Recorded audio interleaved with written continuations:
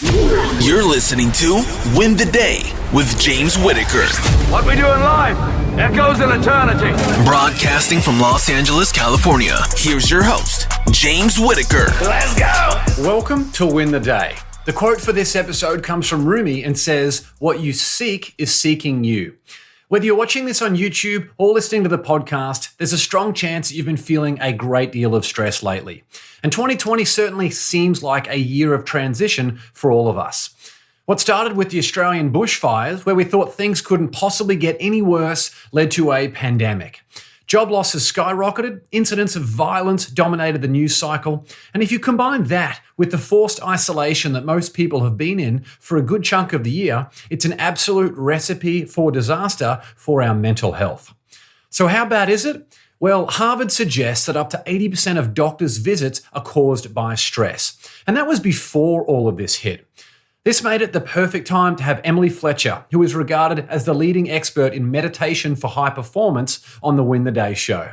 Now, I want to clarify something right off the bat here.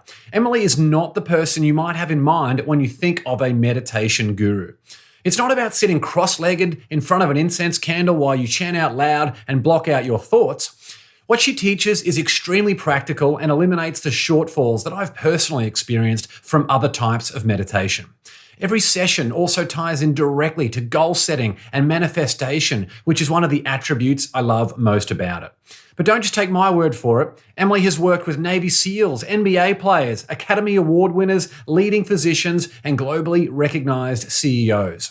Her work has been featured in the New York Times, The Today Show, and Vogue magazine, and she's spoken at places like Google, Viacom, and Harvard Business School. Today, the Ziva Technique founder has taught more than 20,000 students around the world how to perform at their best.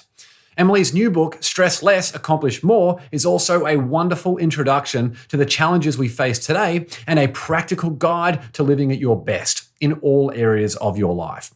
In this interview, we talk about her 10-year career on Broadway, what she teaches the most elite performers on the planet, how to reach new levels of productivity despite what's going on in the world, and how you can use meditation to unlock your full potential. Let's get into it.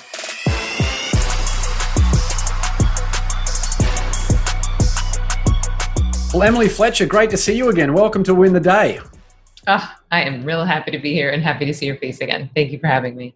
My pleasure. Well, you've done work with a bunch of seriously high performers, so I'm really excited for this conversation today.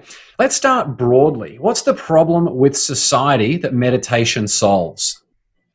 That's a long list right now because I think the underlying problem for so many symptoms is stress.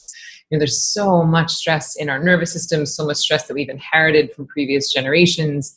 And that is showing up in big ways right now. It weakens our immune system, which is making us more vulnerable to the pandemic.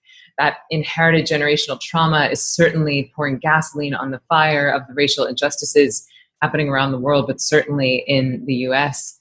And it also makes it harder to heal them because when you're very stressed, it's hard to let go of your own unconscious biases. It's hard to even look at them.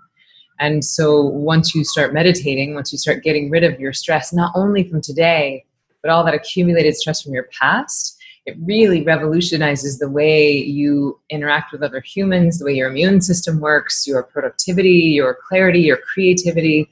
It's a pretty profound list of changes that start to happen in your brain and in your body when you really handle the root issue, which is stress for so many of us. And I guess it's weird, isn't it, that we have these standards of living and healthcare and everything else that continues to increase, yet society is more and more stressed. Is part of the issue that it's sneaking up on a lot of us? We're living in air conditioning. We're sleeping in very comfortable beds. We've got very warm showers and Nespresso machines. Yeah, is part of that these creature comforts that we have and we love. I switched to cold showers a week ago. I'm a massive convert, but prior to that, I love nothing more than a hot shower. But I mean, these creature comforts that we all have. Surely that contributes in part to a lot of the stress that we're feeling, because it just doesn't, bit of a contradiction, and we're getting all of this sensory overload from technology. Well, it's an interesting double-edged sword, like our modern advancements, because on one hand, we have plumbing, which has really decreased communicable diseases. We do have surgeries and antibiotics, and these things have really upped our longevity and the quality of our life.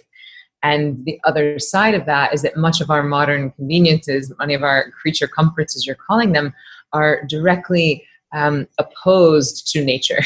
Like staying up late and looking at your phone. Your brain thinks that the sun is up and that it should be awake, drawing the shades and sleeping past sunrise. Your body thinks that the sun has not yet risen, eating food that isn't food.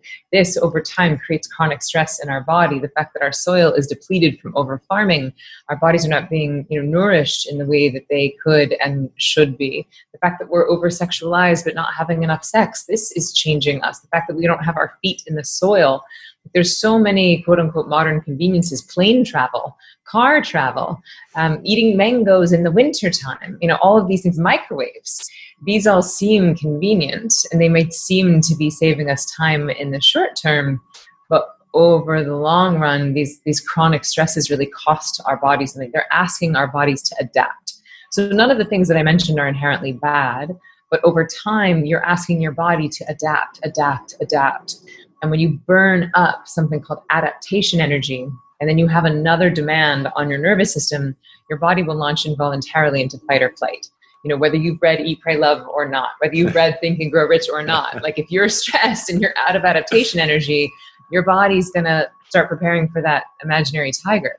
And that's unfortunately what so many of us are dealing with, is this low-grade chronic stress, which is different than something like a cold shower.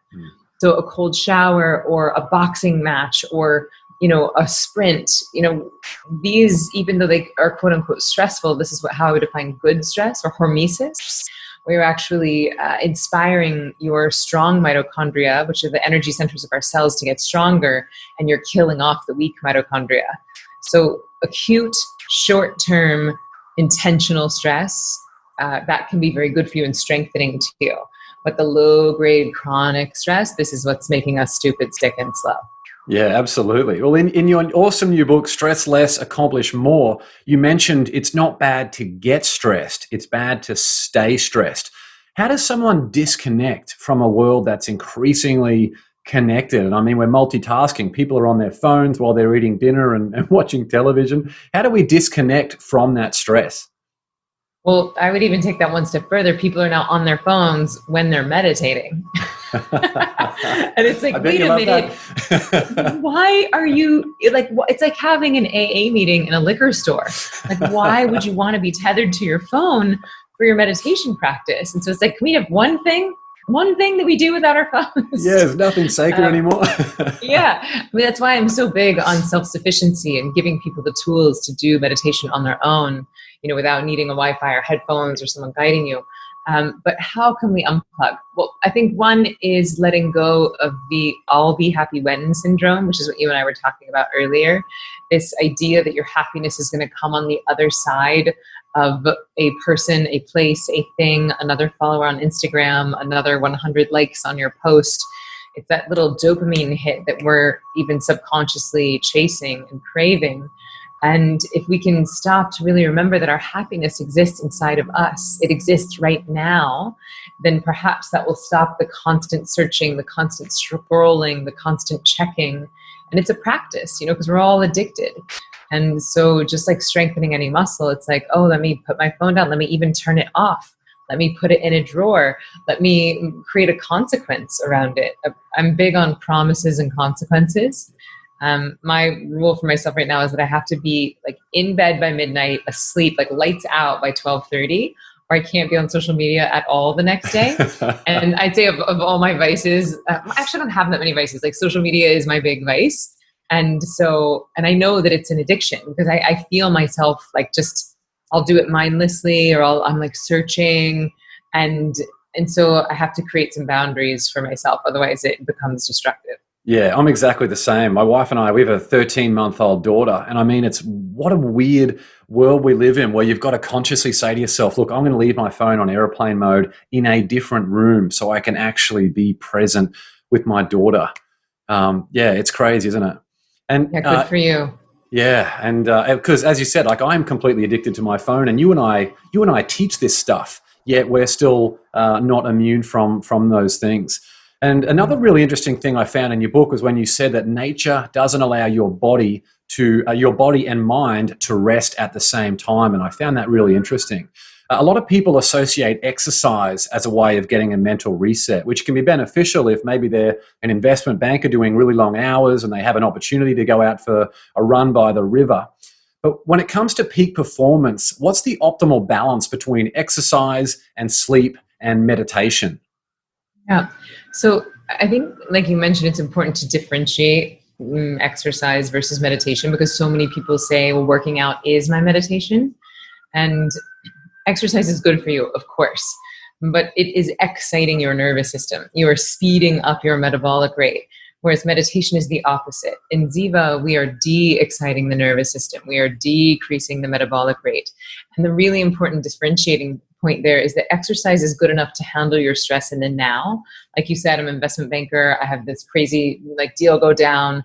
I'm going to go take a run and run off the stress. Because really, when we get stressed, our body's preparing for an imaginary tiger attack. So we need to either fight or flee. People are like, oh, I box out my stress, or I run off my stress. And again, that's good enough to handle your stress from today. But if you want to handle the backlog of accumulated stresses that we have in our cellular memory, then we have to give the body rest. Deep, deep rest. And that's what meditation is doing. So I think that both is really the answer. And I think that, it's a personal preference as to what you do first. My loose recommendation is that you wake up, meditate, and then work out, because you're giving your body this rest so you have more energy for the workout. The only exception to that would be yoga, because yoga was designed to prepare the body for meditation. Every asana, every pose, asana is a Sanskrit word that means seat. And so what we're doing with yoga is we're preparing the body to become a seat for meditation to sit in. Like Shavasana. Yeah, exactly. Shavasana, which actually means corpse pose, which is practicing dying. And that's sometimes what I'll say to folks about Ziva when I'm like, well, Ziva is actually practicing dying. It's like you get to that Shavasana without having to do an hour and a half of yoga. Within 30 to 45 seconds, you're moving beyond the left brain, which is in charge of individuality, and you're tapping into that right brain, which is in charge of totality.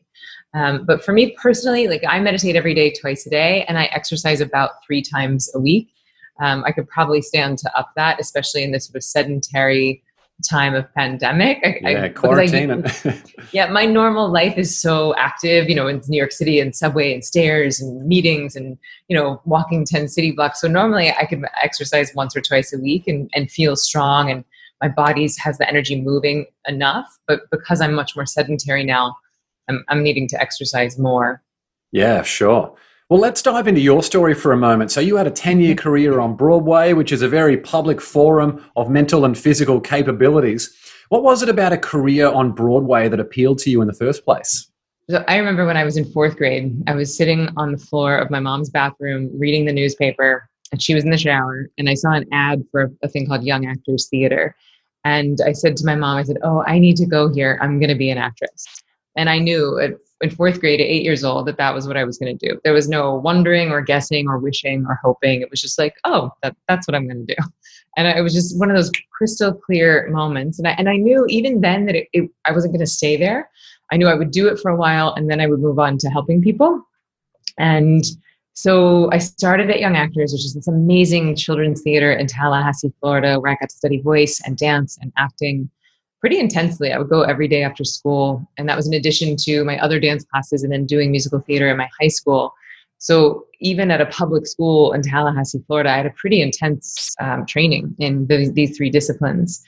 And then I went to Florida State to study musical theater, and then moved to New York in 2001, right before September 11th, 3 weeks before September 11th. Wow. And was very fortunate to get my first job, my second day in New York. So I was employed when all of Broadway shut down due to 9/11, because, tourism stopped. And so a lot of my friends and colleagues who were starting their careers as actors went years being unemployed because the whole industry shut down. It took a long time to recover. So the fact that I was able to start right out of the gate working, and then I worked for about 10 years back to back to back, which is a blessing. It's an intense, very competitive industry. Yeah. And I think that that's where I really learned, like you said, to use my voice, my mind, my body as an instrument, and where I got my hardcore high performance training, which I've now taken into the meditation arena with Ziva. Into the trenches. Well, how did you, trial by fire of the whole industry? You've learned it firsthand. How did you deal with literal stage fright before you even discovered meditation? Not well. Not well. I mean, I guess okay, because I was working, but it was that drove me to meditation. So my last Broadway show was a chorus line where my job was to understudy 3 of the lead roles. And that means you have no idea which character you're going to play. When you show up at the theater, sometimes I would start the show as one character. Halfway through, they'd switch me to another one. Or I would just be chilling in my dressing room doing my taxes. And they would say, Emily Fletcher, we need you on stage. I would start panicking, having full-blown anxiety attacks, grabbing all 3 of my costumes, running down 7 flights of stairs. Someone would throw me in an outfit, and sometimes I would be on stage before I knew which character I was playing. Some people are good at this job. I am not one of them. I was having panic attacks. I was going gray at the tender age of 26. I was having debilitating insomnia. I was getting sick 5 or 6 times a year. And thankfully, this amazing woman, and you'll like this story, this amazing woman was sitting next to me in the dressing room. She's understudying 5 of the leads, including Cassie. So incredibly hard job. And this woman is nailing it. I mean, every song she sang was a celebration. Every dance she danced was a celebration. Every bite of food she ate, she was like, this is sensational. And she was an Australian. So first I just thought she was just an Aussie because like all of y'all are happy. And I don't know what you put in the water down there. It's Australian coffee. It really is, man. That's strong stuff. But finally I was like, no, this is special. Like I need to have some of what she's having. And I said, what do you know that I don't know? And she said, I meditate. To which I promptly rolled my eyes and was like, oh God, one of you. And then finally I was so embarrassed about my performance. I was sucking so bad at my job that I thought I have to try something. So I went along to this intro to meditation talk. I liked what I heard. I signed up for this course. And on the first day of my first course, I was meditating. I did not know what that meant, but I was in a different state of consciousness than I'd ever been in. And I liked it. And that night I slept through the night for the first time in 18 months. And I have every night since. That was 12 years ago. And then I stopped going gray. I'm 41 years old now. And I've not been to the salon because it's illegal. So this is real hair right now. I didn't get sick for 8.5 years. I started enjoying my job again. So I just thought, why does everybody not do this? Left Broadway, went to India and started a 3-year training process to teach. Wow. And now you're a veteran of meditation and teaching others how to unlock that extraordinary performance. What did you notice with the meditation practices that you do now, with everything with Ziva meditation, that was missing from your traditional and more mainstream meditation? Yeah, well, it's interesting because when I first learned, I had the blessing of beginner's mind. Like 12 years ago, there were no apps. There was no Oprah Chopra. There was no drop-in studios. I know that it's hard for people to conceptualize now, but it was really just like monks and me in New York. I mean, that's not totally true, but it was nowhere near as mainstream as it is now. So I had the gift of no comparison. I was just like, oh, here's this thing. And it made my life so much better. Now, interestingly, what people consider mainstream meditation is the free apps. There's like hundreds of millions of downloads of these different apps and then very little continued usage of them. And so I think what people now consider mainstream of the apps are actually what I would call mindfulness. And so mindfulness is very good at dealing with your stress in the now. Mindfulness is the art of bringing your awareness into the present moment. And it is necessary, especially in this day and age when we've all become bulimic of the brain. The type of meditation that I teach at Ziva is all about getting rid of your stress from the past. And that's not an insignificant shift, because I would say that eradication of the backlog of cellular stress is really what gives you this surge in cognitive ability, this surge in productivity, because it's that, like we were saying earlier, that chronic low-grade fight or flight thing. Over time, that's what's making us stupid, sick, and slow. And so while mindfulness or doing a free app may create a state change, it might make you feel better in the now, meditation is creating a trait change. It is going in and healing you on a cellular level so that your brain gets faster, your IQ increases, your neuroplasticity increases, your body age reverses, your immune function gets better. And so these aren't just like, oh, let me just imagine rainbows and gurus and incense. It's like, no, you're actually healing things on a physiological level. You're changing your neurochemistry. And over time, just like the cumulative effect of stress can be very detrimental, over time, the cumulative effect of meditation can be very beneficial. Yeah, it's interesting, isn't it, that one of the greatest discoveries I feel like is of our time is that our IQ can actually improve, which is like people can go and look it up. There's more and more studies. You talk about it in the book. I think it's 23% that studies have proven that meditation have improved your IQ, and I've been reading more and more articles on that. And it's funny, I was a smile came to my face when you were talking about people who have downloaded an app and then deleted it from their phones, because I downloaded Headspace, which I can't remember if I told you last time we spoke, but I downloaded Headspace because I'd heard everyone talking about meditation, and I sat down and they had this very specific way that you've got to sit, and that was just really brutal for me. I couldn't stand it. I was very, very uncomfortable. Then it was like, block out your thoughts. My God, it was just driving me absolutely bonkers, and trying to block out the sound. And all I could think about was the outside sound. And it was about the most uncomfortable, frustrating, pain in the ass thing that I have ever done. And I hated it. And I all but swore that I would never do meditation again, because I found it impossible to switch my brain off. And at about the same time, I actually discovered, or from my wife, I started doing yoga with her, which, although I couldn't switch my brain off completely, not even that close, but I could switch it off much more than I could if I was doing something else. And this week I started doing Ziva for the first time. And one of the first things that I noticed, and it was funny because I actually switched the order of what you mentioned earlier. I actually did the meditation before I did the yoga, and I found that I was completely present in the yoga session. And I think it's the first time that has ever happened. And I wanted to talk here about meditation failure, because I'm one of those meditation failure people that if you and I weren't connected, I likely would still be hating on meditation. But now I'm really, really excited. I have committed to it. I'm really excited to do it for as long, hopefully forever. My wife's doing it as well. Can you talk a little bit about this meditation shame spiral? And for people who've experienced meditation before, that maybe it's not you as a person who's not a good fit for meditation. Maybe it's actually the way that you went about it, like me with the Headspace app that I downloaded and then deleted. Yes. So I thank you for sharing this, and thank you for being open enough to give it another go, and know that you are not alone. I hear this story multiple times a week, sometimes multiple times a day. I downloaded this app. I tried to do it. I couldn't stop my mind from thinking. I felt like I was failing, and then I quit. And it makes me sad, just because I know that there are millions and millions of people out there who think that they're failures. I actually dedicated my whole book to it. I said, anyone who's tried meditation and quit because you felt like a failure, you're not a failure. You just haven't been taught yet. And so the beautiful, hopefully stress relieving fact here is that the mind thinks involuntarily, just like the heart beats involuntarily.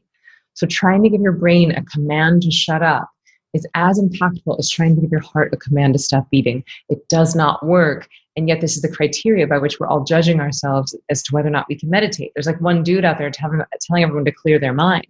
And we got to find him, and we've got to teach him how to meditate.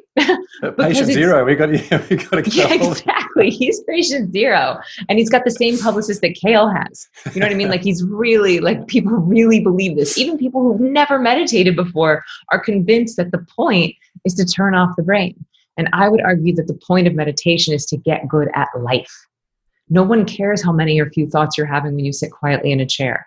Everyone cares how kind you are, how present you are, how creative are you, how's your immune system, how's your sex drive, how's your intuition. People care about that stuff. Nobody cares if you can clear your mind, right? And the beautiful thing is that all of these physical, mental, IQ increasing benefits that we're talking about can happen even when you don't, quote unquote, clear your mind. Because thoughts, especially during Ziva, are an indicator that stress is leaving the body. And once you understand that meditation is a cycle, it's like a washing machine, like a cycle of stress release, then you stop beating yourself up for having thoughts and you celebrate them as part of the purging, healing process. And that can be revolutionary for people in their practice. But to your original question, like, what did I see was missing from mainstream meditation? Well, when I first started Ziva, the apps weren't around yet. So I was just teaching straight up meditation face-to-face in my studio in New York. And people were having very profound results. People were committing. People were noticing their lives were changing. Their insomnia was going away. They were becoming fertile when their doctors had told them they were infertile. They were, IBS was going away, migraines, panic attacks, like all these stuff just falling away. And then they would say, well, look, I want my mom to learn. She's in Idaho. Hey, I want my cousin to learn. She's in Brazil. Hey, can you ever go to the Virgin Islands? And I'll be like, yeah, I'll be on a plane tomorrow. Or, can you go to Dubuque, Iowa? I'm like, maybe not. So anyway, technology was just getting better.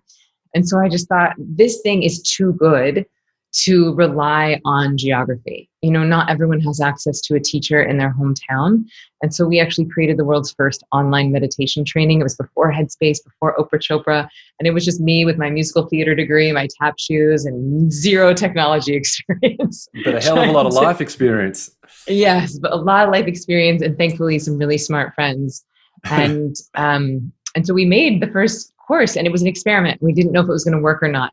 But slowly but surely, it just grew and grew. And then we revamped it in 2017. And that is when I created the Ziva technique. And I created the Ziva technique because after 6 years of teaching just meditation, I realized that meditation alone was not enough, that more people were falling off the wagon than I would like. More people were not starting than I would like. And so as I started to ask deeper and deeper questions of really truly, like, why are you not starting? Like, what's because this is good for you. The science is in.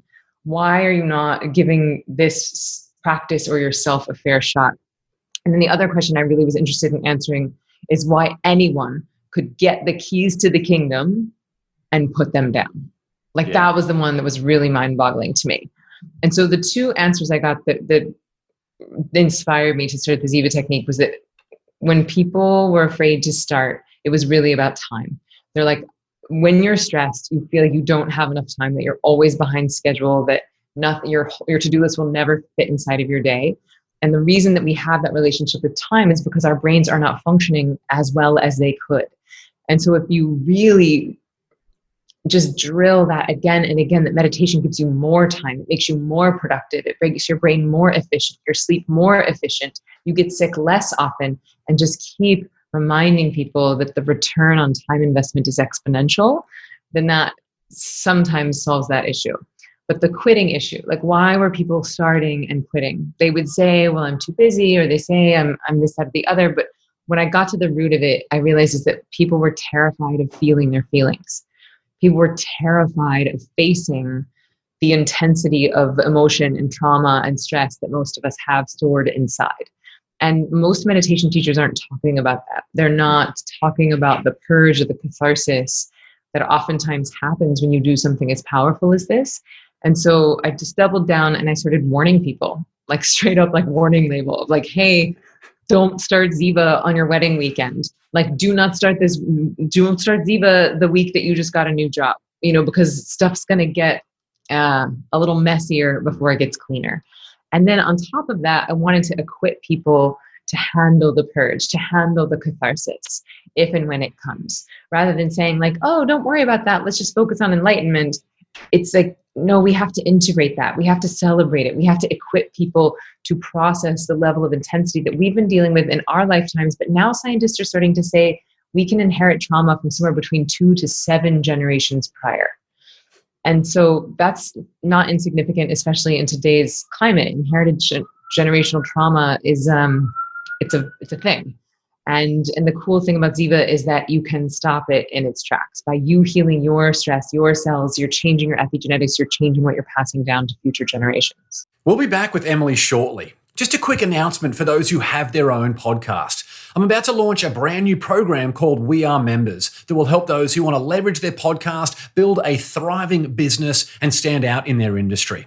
Our goal for We Are Members is simple. We want to take you to $15,000 in monthly recurring revenue in the next 6 to 12 months. But we're not accepting everybody. It's really important that we have the right people and an alignment of values. So all those who are interested, just send us your info. In the show notes, I'll link to a place where you can do just that. And we'll hop on a quick call, you and me, to learn more about your business, where you're at, and whether you're a good fit. We've got people from around the world who are already part of We Are Members, and some of the most recognized industry experts who will be working with you on your business. Again, if you have a podcast and want to build a profitable business around it, We Are Members might be the perfect place for you. Just click on the link in the show notes for more info. All right, let's get back into the fun with Emily. Well, I know with this process, you've got mindfulness, meditation, manifestation. Can you give a quick insight into those three M's and what they do for the brain? Yeah. So mindfulness is really good at dealing with your stress in the now. It's what I would call like a focused meditation. So that's what most of the apps are, the YouTube videos, the drop-in studios. Anytime someone's guiding you through, then you're directing your focus. And when you're using a directed focus style of meditation, a small part of the brain lights up, but very bright. Now, this is different from the style of meditation that we teach at Ziva, which is all about letting go. It's all about surrender. It's all about rest. It feels kind of like a nap sitting up. And this is where that healing of the old stress happens, where the trait change starts to go. Also, it's where I would say you get this return on investment, meaning that you get more time in your day. And then the manifesting piece is all about dealing with your dreams for the future. So it sounds a little hippy-dippy. It sounds a little woo-woo, maybe not to you, maybe not to your audience. Not to me, definitely not. Yeah. I would define manifesting as consciously creating a life you love. It is reminding yourself of your dreams. And what I've found is that the combination, and this might really be the thing that keeps you committed to meditation, but I found that the combination of meditation and manifesting is so much more powerful than either one alone. Because you could meditate all day, but if you're not clear about what it is that you want, it's very hard for nature to give you the thing. And conversely, you could manifest all day, lining your walls with vision boards, but if you're not meditating and your nervous system is riddled with stress and trauma and limiting beliefs that you can't even see, then again, it's going to be a lot harder for you to achieve your dreams. But when you do them together, you get rid of the stress in your body, you peel away these subconscious limiting beliefs, and you remind yourself of your dreams every day, twice a day, and things start to show up a lot more quickly. Yeah, it's interesting because it's like what you said earlier about meditation for life, not to get good at meditating. If we have an idea of what we want, this is simply just another tool or a weapon that we can have in our arsenal that's going to get us there and achieve it as quick as possible. But releasing ourselves from the outcome, there are so many themes from what you said that I thought are really, really valuable for anyone who actually just wants to achieve anything, whether it's a successful marriage or relationship with their children or a business goal or whatever it might be. And that was one of the things that I really took out of your book and all of your teachings, is that it's a immensely practical tool when a lot of people might think that meditation in the traditional sense is a bit woo-woo. And you've worked with a lot of elite performers, from Navy SEALs and the NBA to top executives and doctors and Academy Award winners. Who stands out as the most elite out of all of those people, however you want to define it? Fascinating question.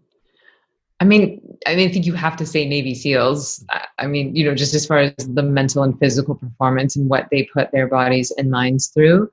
This one Navy SEAL, he did Ziva online when he was in Afghanistan, and he said he was meditating in a porta potty. And I was like, dude, you are more committed than me. I was like, I love meditation, and I cannot say I would meditate in a porta potty. It's a nice testimonial to have. Yeah. But he said it saved his life. He said that having the ability to deregulate his nervous system or to downregulate his nervous system, because when you're in that chronic fight or flight for a living, for your job, when you aren't granted the luxury of turning off or getting into rest and digest, over time that can lead to adrenal fatigue and can lead to PTSD, and it can also lead to you not even having the capabilities of downregulating. I think that's why we see such high suicide rates from folks, certainly after being in an active combat. And so the fact that, these Navy SEALs were using it while they were in the trenches, and then many of them are interested in actually becoming teachers now, really is very heartening to me, because it means that they might be able to much more enjoy their lives for the rest of their lives, which sometimes it's like when you're in that intense of a situation, the rest of life just feels boring. I just had an interview yesterday with Larry Sanders, who's a former NBA player. And it was an interesting story, but his manager hired me to teach him because he was about to walk away from a $44 million contract. And his manager was like, no, please come teach him to meditate. I really... So I taught him, and I was like, look, I can't guarantee anything. Like, I'll teach him to meditate, but I can't guarantee he's going to stay in the NBA. But he ended up leaving. And we fell out of touch until a few days ago, and he posted this photo on Instagram, and it was like advice to your former self. Like, what advice would you give to your younger self? And he had photoshopped a picture of him now and a picture of him like 8 years ago. And he looks so much happier now. Wow. I mean, his face is like beaming sunshine. And the picture of him 10 years ago, he looks sad, he looks depressed. And I'm not outing his secrets. He had a very public, struggle with anxiety and depression. And so anyway, we just sat down yesterday for this interview, and he said that he considered Ziva like a really important part of his mental and physical boot camp when he was transitioning out. And he feels happier now than he's ever been. And he said that when he was in negotiations, walking away from $44 million, he's in the room with these people. And he said, they're just talking. He's like, Emily, I couldn't hear anything they were saying. I was just meditating, and I was imagining just cutting the cord from my root chakra to these people that represented my survival. And I was like, dude, good for you. Because there's a lot of people who say they would, who think that they would, but wouldn't actually. And he did. Wow, that's powerful, isn't it? How receptive were the Navy SEALs to everything that you were teaching? Is it something they were open to, across the board, or were there a few who weren't as receptive to it? Well, I've only worked with a few. So they just sort of found me organically and then reached out and have then brought it to like, one guy brought it to like his group of 10 folks. And then there's another retired Navy SEAL who's wanting to become a teacher. So I haven't been working I haven't officially been hired by the Navy SEALs. I've been working face to face, but the few that I have interacted with have been super duper gung ho. And I think they like it because he was so focused on performance. It's so much about optimizing your brain and optimizing your body that I think it speaks their language versus, a lot of meditation teachers are like a little bit more about ceremony and incense and stuff, which is, if that's your thing, awesome. It's not my thing. Yeah, they want real world practical stuff that's going to help. What about people who want to try meditation, or maybe even someone who wants a family member or a partner to try meditation, and maybe they don't feel like doing it in the first place? What in your experience, has been a good way to get people who maybe need meditation to give it a try, even though they feel like perhaps it's a little bit woo-woo? Yeah, good question. So, I can't tell you how many people come to my intro talks and are like, I really need this for my husband. I'm not going to take the course, but I'm going to get this for my husband. Or like, hey, can you get this to my wife? Can you get my wife meditating? And so it's always, you got to clean your own house first. You want your dad, your mom, your brother-in-law, your sister to meditate. You got to start with you. Everyone else should do it, not me. Just everyone else. It's their problem. If my husband would just go to therapy, then I'd be fine. I definitely had that story for a couple of years. So we have to clean our own house. And the beautiful thing that happens there is that as we change the lens through which we are seeing everything changes. If we have stressy lenses, then the whole world looks stressed. And so if we start to peel away our own layers and unlearn and peel away our own layers of ignorance, then sometimes relationships might change. Your job may change. Like, you're going to think that the world is changing, but actually it's you that's changing. And then for the folks that love it and their lives get better, they get less stressed, they get healthier, they get happier. Then as you do that, then you inspire something that I call worthy inquiry. And worthy inquiry is basically like, does someone want to know about this thing? And are they willing to surrender something to get it? Because here's the meditation course that everybody wants. They want it to be free. They want it to take 0 minutes, and they want to never have to meditate again. Like, that's really what everyone is looking for.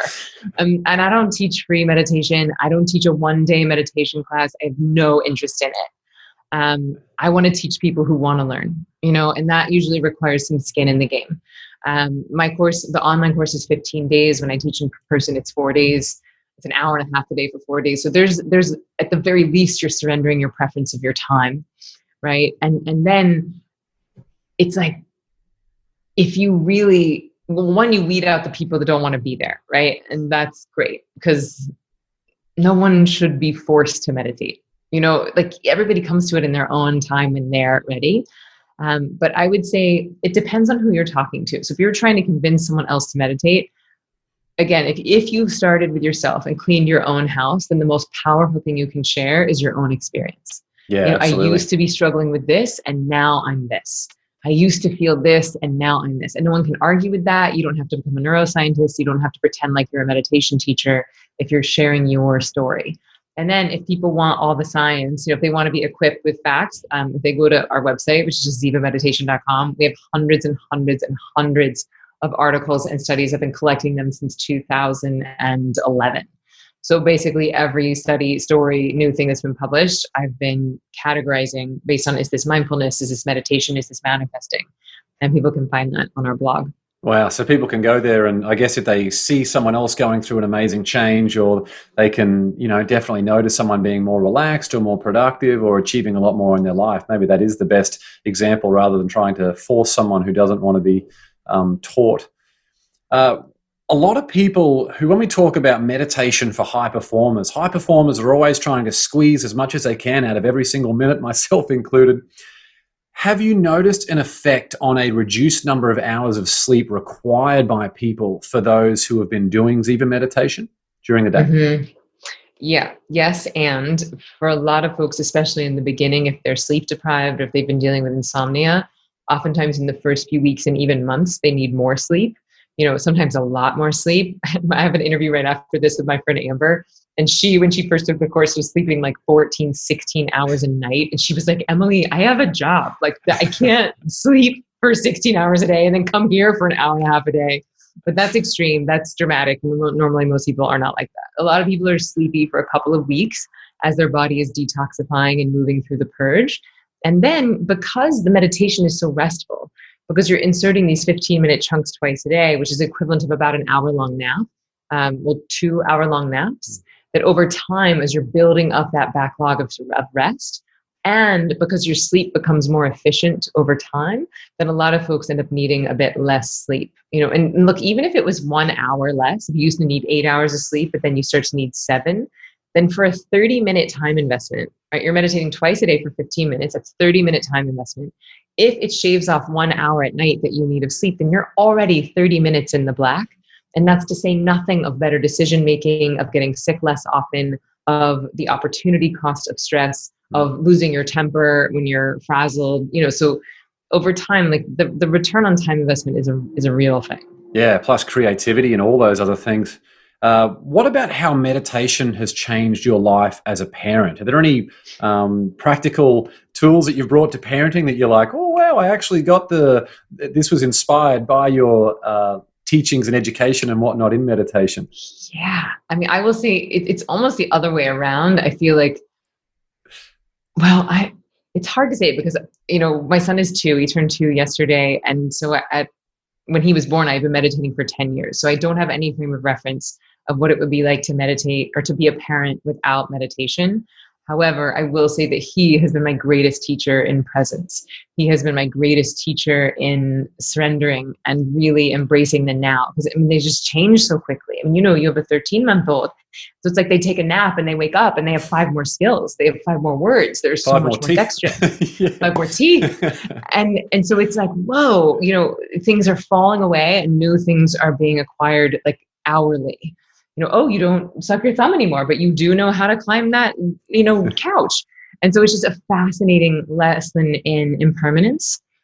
And I will say that I've never felt happier or more present than when I'm with him. But it feels like this is almost like the reward for the 12 years of meditation that I've been training to be able to be with him fully.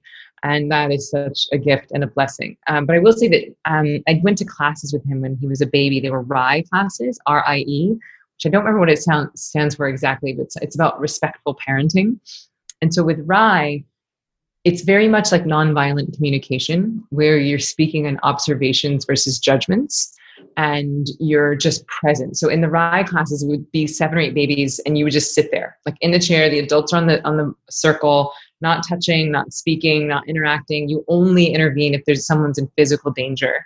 But other than that, the babies are on their own, and you are just super duper present with them on their level, watching them. You can affirm them, be like, I'm right here. I see you. And then they call it sports casting, where you're like, oh, you picked up that cup. You look angry right now. No, that would be a judgment. I hear that you're crying. Are you upset? Which is different than you look angry. So noticing. I caught myself. So you're speaking in observation, which is almost like an out loud meditation practice, that sports casting, that present moment awareness. and you're speaking in observations versus judgments. I hear that you're crying.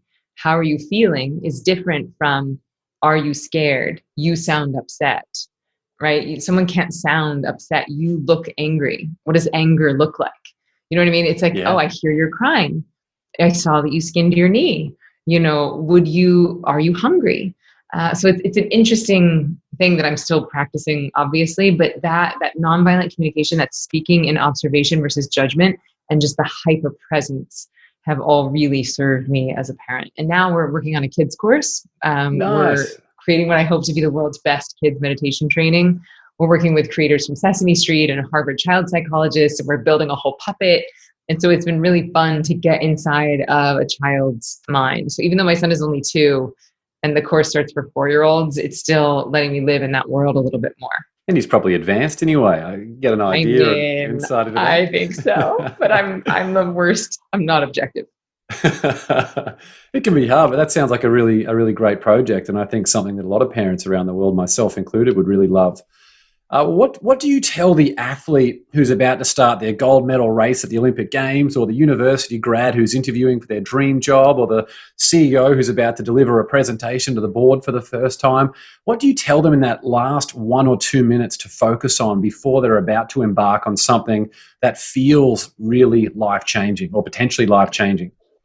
Good question. So there's a couple of one is very tactical technique and the other is a bit more conceptual. But a tactical thing is the balancing breath, something I call balancing breath. So if you can be backstage or in a bathroom or in the locker room, you don't want to do it probably in front of people because it looks weird because you're closing the right and left nostrils. But it's just an adaptation of alternate nostril pranayama breathing. But it helps to balance the right and left hemispheres of your brain. We have a video of it too, which I can send to you if you want to put in the show notes.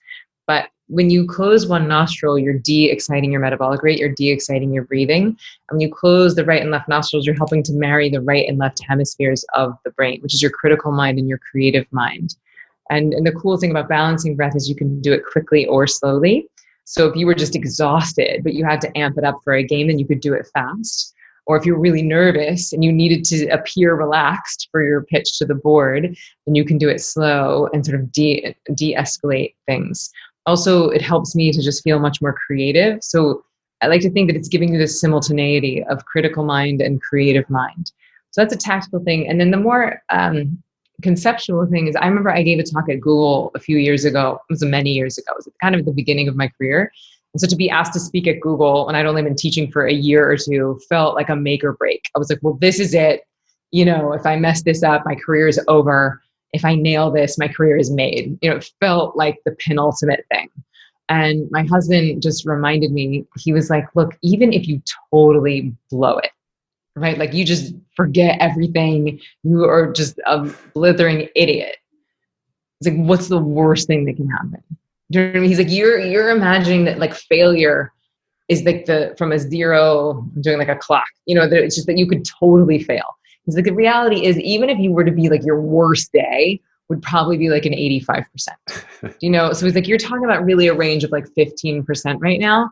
And that 15% is not going to make or break your career.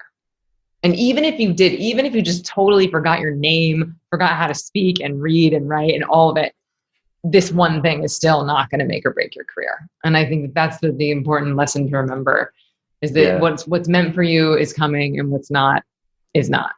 Yeah, great lesson. All engine running. Liftoff. We have a liftoff. Well, let's move into what we have now is the Win the Day Rocket Round, where we ask you 10 questions for really quick answers. You ready? This is where we get to find out the real you, Emily. Ready. Number 1, what quote inspires you the most? We meditate to get good at life, not to get good at meditation. Nice. Number 2, morning coffee or evening wine? Evening wine. Nobody wants to see me on coffee. It's not a pretty sight. Number 3, what's one bit of advice you would give your 18-year-old self? Tell the truth. Tell the whole truth. Tell nothing but the truth. Maybe some answers there for another interview. Number 4, what book do you gift the most? Untamed by Glennon Doyle. Oh, what's that about? It is, get ready. It is my favorite book right now. So Glennon Doyle is an amazing writer. It's sort of autobiographical, but she writes with such inspiration that she manages to take hyper-specific stories and have them have such universal relevance. It's told in a very unique way, but it's untamed. It's basically like untaming your spirit. People are likening it to women who run with wolves. I think it's relevant to people, but not just women, but it is a story of untaming yourself, of really listening to who you are and what you want. It's so good. Yeah, good, powerful message for today. Absolutely. I'll link to that in the show notes too. Number 5, was there a vulnerability you once hid within that became your superpower? Well, I don't know that it's quite there yet, but I'm really working on my codependence. So it goes back to the tell the truth piece, that I lie without even knowing that I'm lying. I'm lying to myself. I'm lying to other people. And it's not outright lying. It's not like purposeful deception. It's me telling other people what I think they want to hear. It's me people pleasing 24 hours a day, saying yes to meetings I don't want to say yes to, being nice to people that haven't earned it, not saying the truth to my team. It's just a death by 1,000 cuts. And so I'm really working on being like, not brutally honest, gracefully honest, but I have like a Post-it note here, like pledge allegiance to the truth. People pleasers don't believe in their dreams. Other people's anger is not my responsibility. So like, it's not a superpower yet, but I'm really working on it. And you've got that awareness around it, which I guess gives you, makes you empowered to be able to go and make changes. So thank you very much for sharing that. Number 7, if you could sit on a park bench and have a conversation with someone alive or dead, who would it be? I mean, the first person that's coming to mind right now is Marie Forleo. I love her. I admire her. We're acquaintances, but not friends. And I'm so grateful for everything she's created. I've learned so much from her, and I would love to sit down with her. Number 8, what tool or resource best helps you run your life or your business, apart from the Post-it notes? You have a lot of Post-it notes. I mean, we'll go to the default is obviously meditation.